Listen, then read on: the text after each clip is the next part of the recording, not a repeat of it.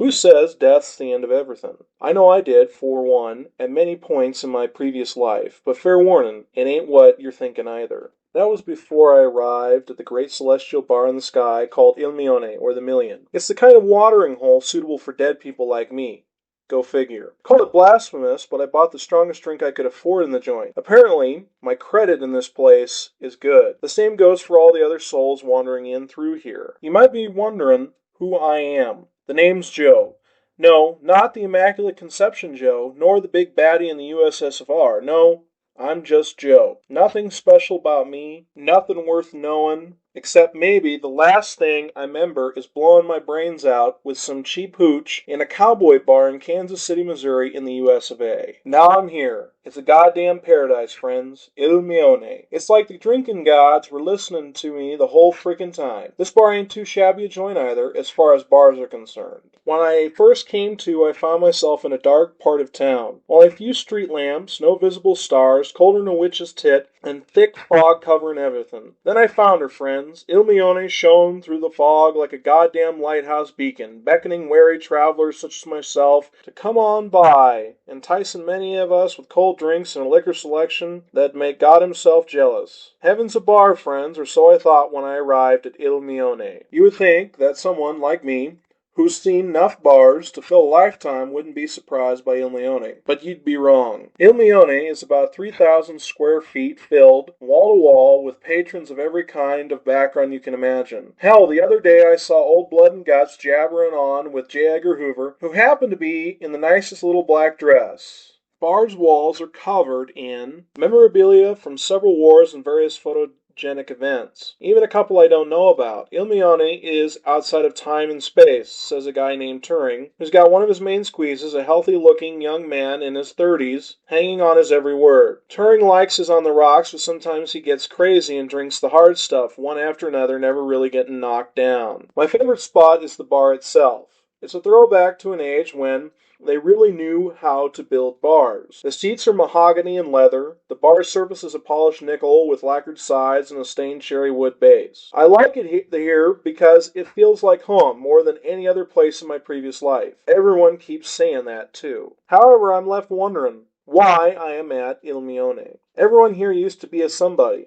I'm a nobody. I never put men on the moon. I never led troops into battle. The only thing I ever did, and did well, was drink and play a mean game of billiards. But I was never a pro at any of those things. No one wrote about me in the Times. No one really knew my name. If they did, it was just Joe, or that guy.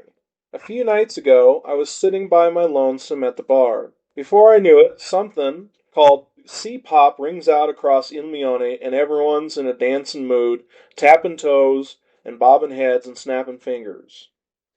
After 3 or 4 stiff drinks, I decided to take J. Edgar, who likes to call herself Janet, onto the dance floor. She's got pretty good moves, and she taught me a thing or two about dancing to C-pop. She jokes about how the commies are good at making dancing music these days before she is asked to dance by Old Blood and Guts. I think those two are in love and in a big way. Old Blood and Guts keeps smiling at J. Edgar, aka Janet, remember? Like she's the life of the frickin' party or something. Everyone keeps saying they're the couple to watch. I'm taken off the dance floor by someone who claims to be Cleopatra. She's no Elizabeth Taylor, who happens to be dancing between Turing and his main squeeze on the polished oak dance floor. "Who are you?" Cleo asks before grabbing a drink from a nearby table. "Name's Joe," I say in a matter-of-fact tone, or at least it feels that way to me. "Joe who?" Cleo asks, intent on knowing what I have to say. "Just Joe, ma'am." "You somebody, Joe?" Cleo asks with a strange heavy accent. "No, I'm a nobody, ma'am. Born and raised a nobody." "What's a nobody? Is that important where you come from, Joe?" "Sure is, ma'am," I say. "Sure is." The guys and gals behind me start laughing it up at Cleo's expense. I don't pay them much attention and decide to go back to the bar, leaving poor Cleo all by her lonesome, probably embarrassed for even talking to the likes of me. At the bar, a guy named Marco Polo serves drinks to the patrons of Ilion. "What'll it be, Joe?" Polo asks, half interested in what I might say. He reminds me of my old tomcat back home, half interested in what I might be doing or saying. Polo always goes on and on about having explored the world.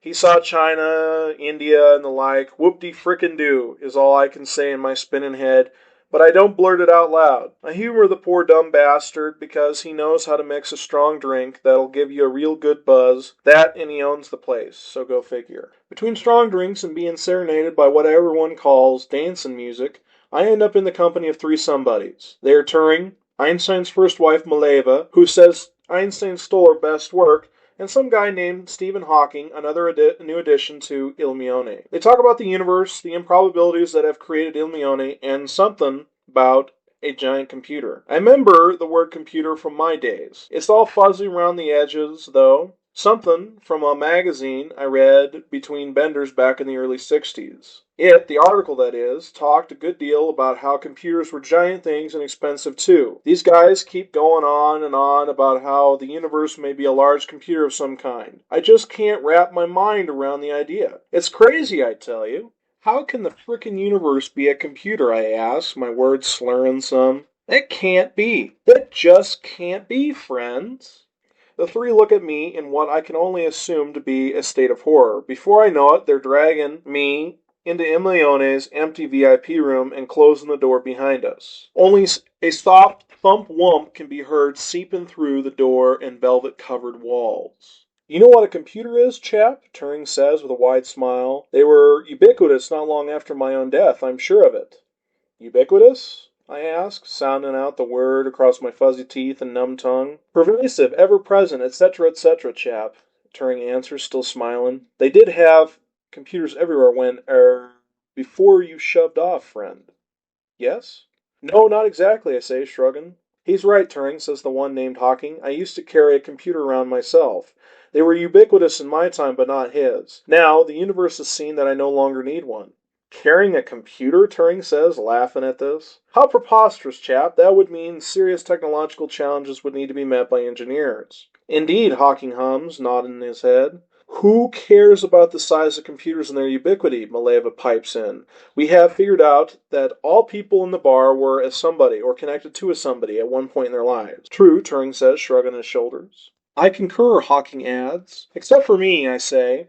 I'm a frickin' nobody. Why the hell am I here? That can't be right, Mileva says. Nobodies don't seem to get into this place. You must have done something in your old life, something worthy of recognition by the great computer. Nope, I say, laughing, feeling my buzz right about now. I just drank and played pool. I guess the damned computer isn't all that, now is it?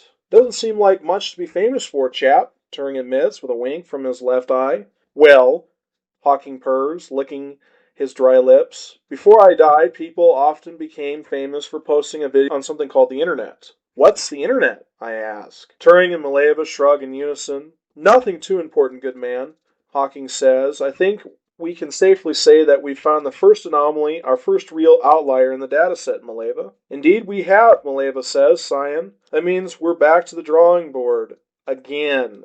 Don't get too discouraged now, Turing says. It could be worse.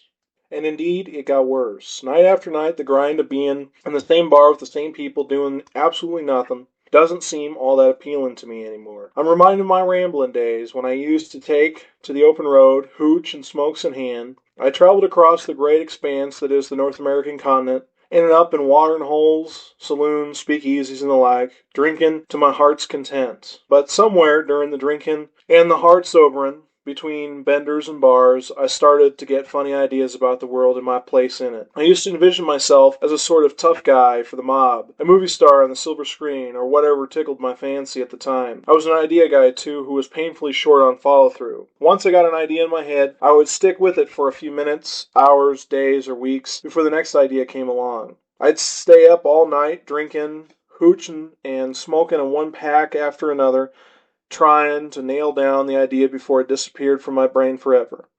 I used to carry dozens of notebooks and pads of paper in my truck wherever I'd go. I kept my ideas, my failures with me. I miss those days when I'd stay up for 4 days straight before passing out due to exhaustion. After an idea flopped, I'd get into a real funk, something that made me want to drink more than I ever dared. That's when I'd wished for death to come. Death seemed so final, so painless, so empty. It would cure me of all my ideas, my notebooks, my failures, I thought. But now, after nearly a month, or what feels like a month, of being at Milione, I am ready for death again. Something final, something complete. And the darkness that comes for all of us. That's what I want. That's what I crave at this moment. I want it more in any drink, and that's saying something, friends. When I reach my new low, Mileva comes into the picture. She's a lot better looking in the dim light of Ilion. After a few beers, she's friendly too. Do you ever think about the afterlife, I ask, Mileva, before taking another drink from my beer? I think we all have, Mileva says, taken a drink from her beer as well. It's only human. I know I shouldn't have, but I did.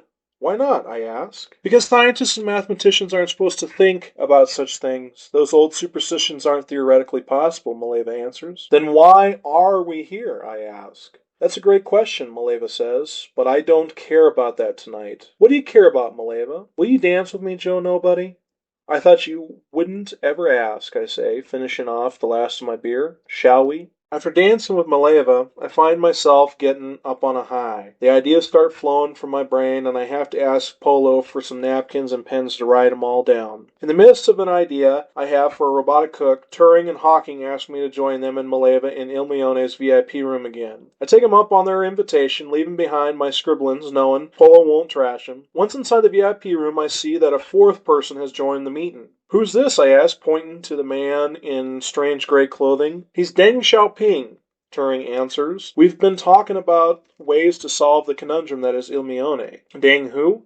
Deng Xiaoping, Deng says, holding his hand out to me. I shake it. Nice to meet you, Deng. Pleasure's mine, Joe. You know my name? Our organization knows many people, Deng says. Organization? Chap. He's talking about our little club here in Ilmione, Turing whispers to me. Oh, I say. He's a communist, but a damn good leader, Hawking says. I'll be damned, I say with a whistle. The whistling causes Deng to wince some. Sorry. No worries, Deng says. Shall we get started?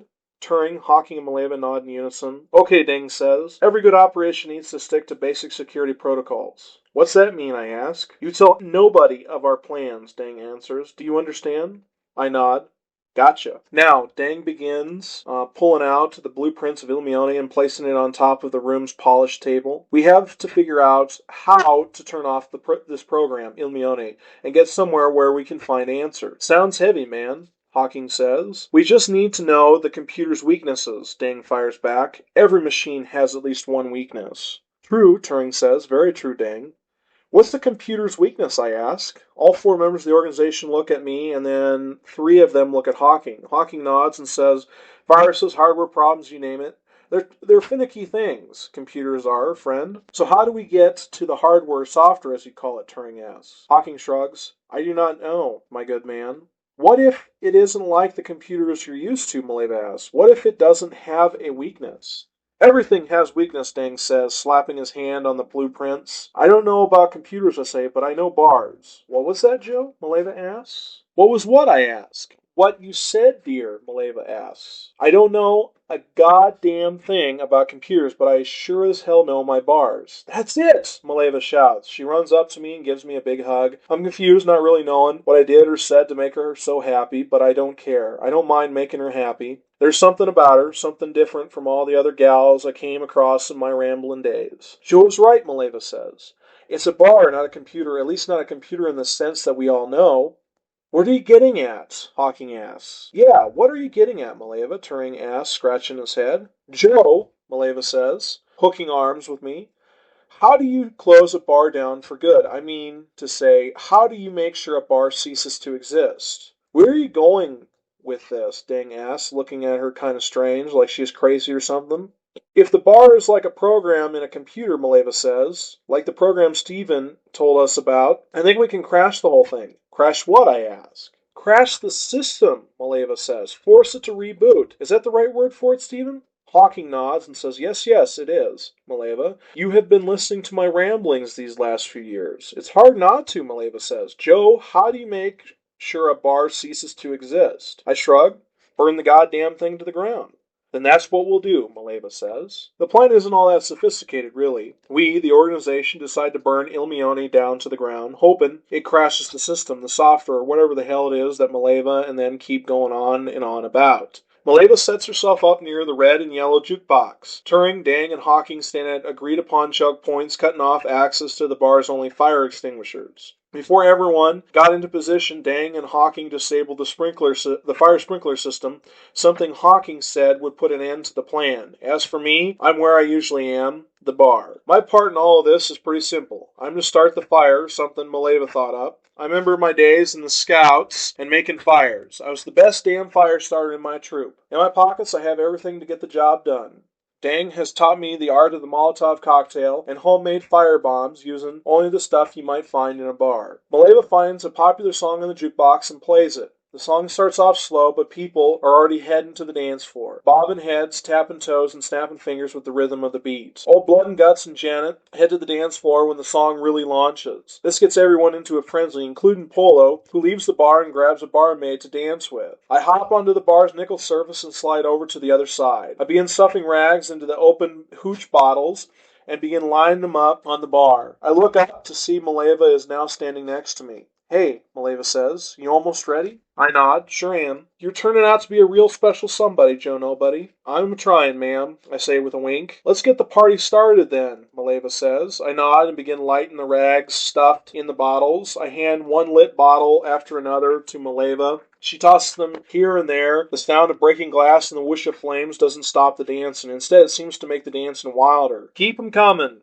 Joe Nobody," Mileva says. That's exactly what I do. When we finally run out of bottles, the whole place is ablaze. Everyone's on fire, but no one's screaming or hollering like you'd expect. No, they are still dancing and grabbing a hold of body parts that I didn't know was legal or moral even for a bar. One of the last things I see is Old Blood and Guts sliding his hand up Janet's hairy right leg and kissing her neck near her Adam's apple. Both of them are on fire. Pieces of them are falling off into the bluish purple flames. The heat melts the bar's keepsakes and photos. The dance floor moans and buckles as the fire eats away everything sturdy. The ceiling is covered in thick black smoke. While this is going on, I ask Mileva to dance with me. She nods and we enter the burning dance floor, knowing we've already experienced death once before, and there's no need to worry about it again. When I come to, I find myself sitting next to Mileva, who is in a nice dress and is wearing white shoes. We're on a moving train, and it's daylight outside. "Glad you could come back to the world of the living, Joe Nobody." "What happened?" "It worked, Joe," Mileva says. "It worked. You're a talented arsonist, Mr. Nobody."